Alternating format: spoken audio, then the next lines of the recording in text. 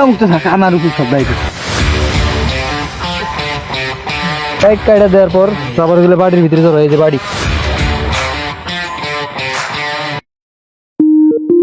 Hey guys, আসসালামু আলাইকুম, welcome to new blog. তো অনেকদিন ধরে ভাবতাছি ব্লগ ভিডিও বানাবো, কিন্তু কই যাবো কোথায় যাবো কিছু ভাবনা চিন্তা নয় গিয়া। হঠাৎ দেখি আমার ভাতিজা আসলো, আসে বলে চল ঘুরতে যাই। আমি আর কি মনে করছি এমনিতে ফাজলামি করে মজা করে, কিন্তু না, তারপর সিরিয়াসলি নু যাই। তো আমি বললাম সত্যি, আবার বললাম সত্যি, আচ্ছা ঠিক আছে তুই দাঁড়া আমি আসতেছি। তারপর যাই 2 মিনিটে গোসল করে আসলাম। আসার পর কয় এ সত্যি তুই যাবি? আমি তো ইয়ার কি করছি, বললাম কি করলি তুই, ফাজলামি শুরু করছোস? আমি গোসল করে আসলাম, আর তো তুই আগের থেকে বলতি যা, তোর সাথে কোনো কথা নাই, তুই যা। তারপর বলে যে কাকা তুই রাগ করিস না, নু যাই। আমি যাইতে চাইছিলাম না, তুই রাগ করতে চল নু যাই। আমি বললাম তুমি তুমি যে যাবা এটা আসলেই শিওর? তুমি আমার তো ইয়ার কি করলা না? তারপর বলে যে কাকা তোর রিয়াকশনটা দেখলাম আসলে। তারপর বললো যে কাকা এগুলো বাদ দে, চল আমরা যাই, অনেক দেরি হয়ে যাইতেছে। আমিও বললাম চল যাই। তো আমরা যে রাস্তায় যাইতেছি, আগের বার আসলে ঈদের সময় গেছি, তো রাস্তা এটা ঠিক করছে আর কি। রাস্তাটা অনেক ভাঙাচোরা ছিল, তো ঠিক করার পর অনেক চলাফেরা ভালো হইতেছে, আলহামদুলিল্লাহ ভালো। তো আপনারা সবাই সাথে থাকেন, দেখেন।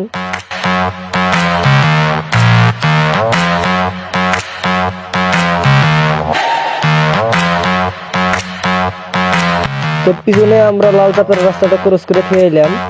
সামনে একটা পাহাড় আছে, তো পাহাড়টা দেখতে যাইতেছি। শাকিল কাকা বললো যে যাওয়া লাগবে না, চল আমরা লাল চাপের দিকে যাই, সামনের পাহাড়টা একটু দেখে এসি। আমরা মূলত যাবো না লাল চাপড়া, কাকাই কইলো যে নু যাই সামনে পাহাড়টা ঘুরে আইসি, সেজন্য আমরা পাহাড়টা ঘুরতে আসলাম। ও সেই সেই একটা ভিউ, অস্থির।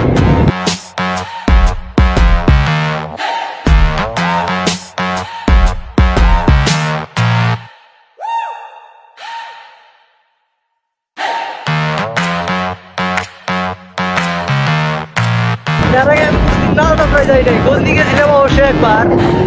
আজকে লাল চাপড়া যাবো, লাল চাপড়ার রাস্তাটা আমি ক্রস করে দিয়ে এলাম, আবার যাইমু। সামনে পাহাড়টা দেখতে যাইতেছি আমরা।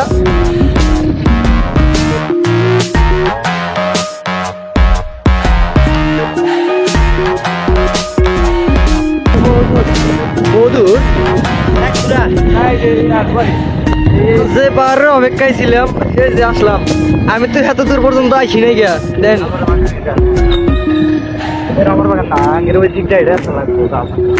কি হয়েছে?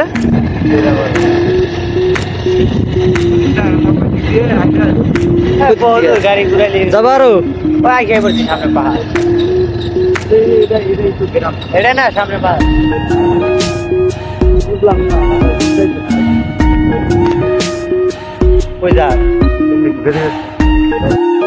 ফারুকের কথা শুনলে ও কয় আমি এই দিক দিয়ে ঘুরে যাবো, মানে পাহাড়ের ভিতরে দিয়ে ও গাড়ি চালাইয়া যাবে। রাস্তা থেকে আমি পাহাড়ের ভিতরে দিয়ে যাবো। তো আমরা এখন ঢুকবো লাল চাপড়ার রাস্তায়।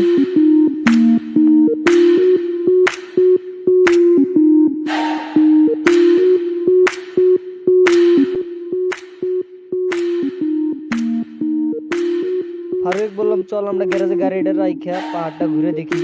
তারপর সাহিল কাকা বললো ফারুক তুই কি আদায়রা ঘোরা শুরু করছা। তারপর ফাইনালি আমরা গ্যারেজে গাড়িটা রাখি, তারপর পাহাড়টা ঘুরি। আমরা এখন জঙ্গলের দিকে রওনা দিতেছি। জঙ্গলের ভিতরে যায় আরে ভাই আড়াই গেছি কিছু খুঁজা পাই না। ফারুক আগে নিয়ে গেতেছে, কই নিয়ে গেতেছে না নিয়ে গেতেছে কিছু জানি না। ও জঙ্গলের ভিতরে কয়েকটা থিয়া আমি পাড়াইয়া বলবো, আমি সব চিনি এখানকার। আমি বললাম যে শাকিল কাকা রে থিয়া যাই, আমারে থিয়া যাইস না, আমি কিন্তু কিছুই চিনি না। আমারে কিন্তু এখান থেকে এইখানে তুই রেখে গেলি কিন্তু আমি বাইরে হইতে পারবো না, তুই আমার মানে রেখে যাইস না, বাঘ বালুকে বানি খায় না। ওই আমার এই দুর্বলতার সুযোগ নিয়ে আর কয় ভাই তোর রেখে দেবো। ওই চাষা কয় ভাই ওই সময় মনে হলো পাহাড়ের উপরে তো উঠছি, উপর থেকে একটা লাভ দিয়ে আমি মনে করেন আড়াই যাই গিয়া নিজের ভাইসটা আমার ভাই কয় এটা কিন্তু কইবার কথা ভাই। ওই সময় ফারুকে বললাম তুই আমার কি বললি আবার বল। কাকা সরি ভুল হয়ে গেছে গা, ফুসকে পারা গেছে গা, তুই কিছু মনে করিস না কাকা। বললাম আচ্ছা ঠিক আছে যা। আমরা এখন পুরো জঙ্গলটা ঘুরে দেখবো, আপনারাও সাথে থাকেন, আপনারাও দেখেন।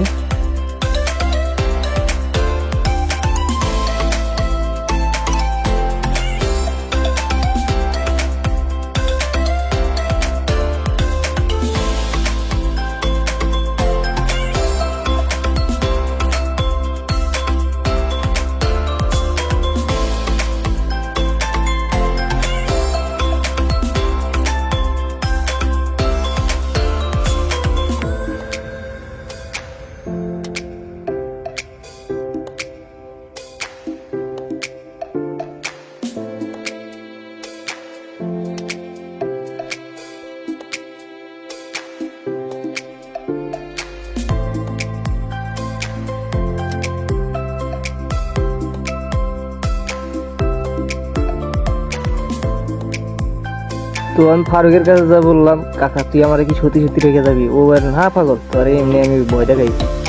একবার মুক্তি এত সত্যি কথা শুনে আমার খুব ভালো লাগতেছে, কারণ আমার এক রাইখা গেলে আরে আমি একবার মরে যাইতাম। এখন আমরা রাস্তা খুঁজতেছি নিচের দিকে যাওয়ার জন্য, দেখি সামনে ঘুরতে ঘুরতে রাস্তা পাই নাকি।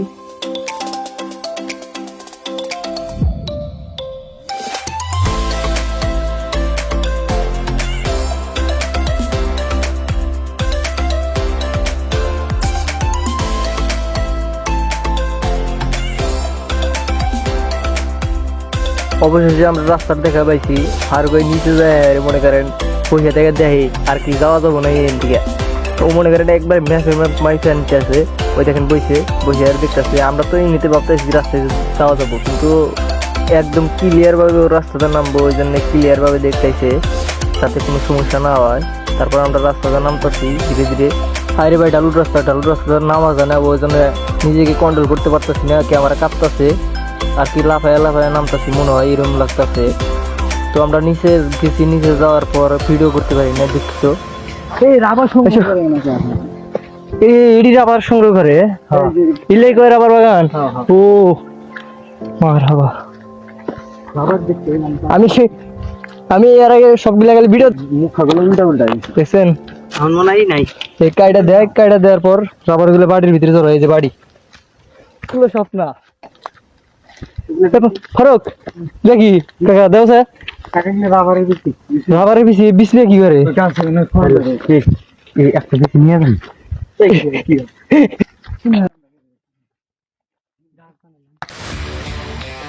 পারবো ওটা যে কতটা কষ্টকর, আর রেটের পাইতেছি আজকে অনেক কষ্ট। তারা জিরে খায় পরন হইলাম। হ্যাঁ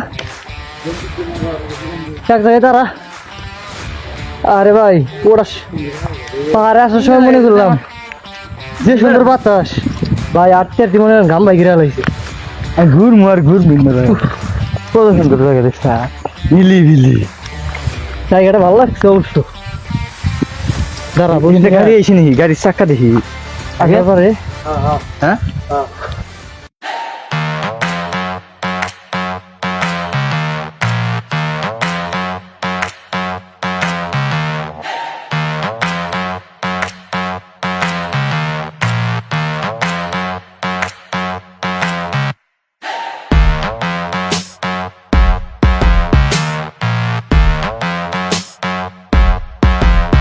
জীবনে যদি অভিজ্ঞতা বাড়াতে চান তাহলে ভ্রমণ করেন, ভ্রমণই সব। ভ্রমণ করলে ভালো লাগে। আসো ও এটাই বিবরাই দিব। আসো কাকা,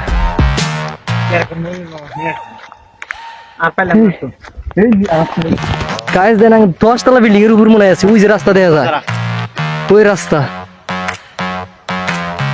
কি বিকট আওয়াজ।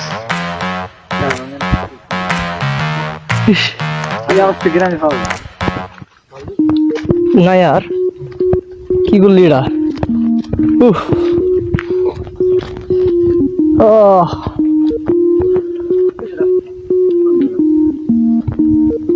বেরো ইন্দে বেরো, কোনে বেরো আমি বাড়ি করতে যাই। জীবনটা কি আসপতা শেষ সে আড়া করতেছি আস্তে আস্তে। জীবনের একবারে মনে করেন দফার হবার হয়ে গেছে গা, কোন জায়গাতে যাইতেছি আল্লাহ জানে। এখন শেষমেশ গন্তব্যস্থানে ছিল হয়েছে। এই সারা দিনটা নিয়ে গেতেছি আমরা উইন্ডে যেতেছি, ও জিন্দা যাই উইন্ডে যাই। কেরে তুই কি এখন কি গন্তব্যস্থানে যাবি না আরো ঘুরবি? সর্বোচ্চ কোনটা? এটা এটাই এই গুলি বেরো মানে মারে না। কোন দিক দিয়ে নামবি? হ্যাঁ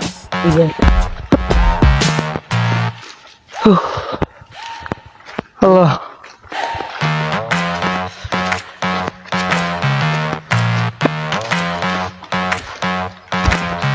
এই যে রাস্তা, এই রাস্তাটা দিক বাড়াও জানি, ওই দিকে বড় যেতেছি দেখছা। হ্যাঁ ঠিক আছে, আর কিছু মনে নাই? আমার কিছু মনে নেই কাকা। তোর কি কিছু মনে আছে ক? আমার সব মনে আছে চিন্তা মুক্ত থাকা আমার উপর সব দায়িত্ব টাকা যে পারে আইছি ভয় করতে যাচ্ছি কে জানি না।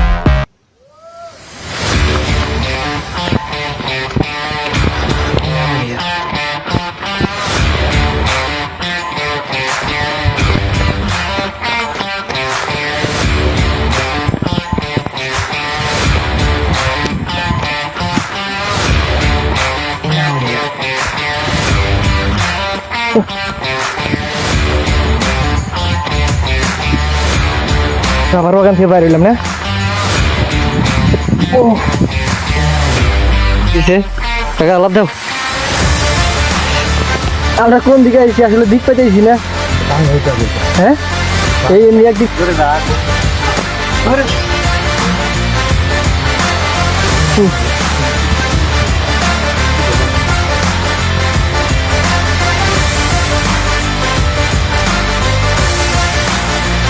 খায়েস আমরা আসলে বুঝতে গেছি এরা আবার ব্যাক করতেছি ব্যাক করে দেখি আমরা কোন দিক দিয়ে নামছি আমাদের শরীর খেয়াল নাই গিয়া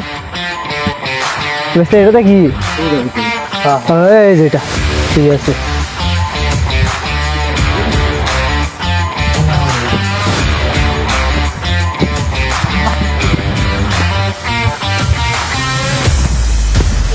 দূর থেকে এসে দেখেন আসো রে ওটা আর উঠবা বুঝবে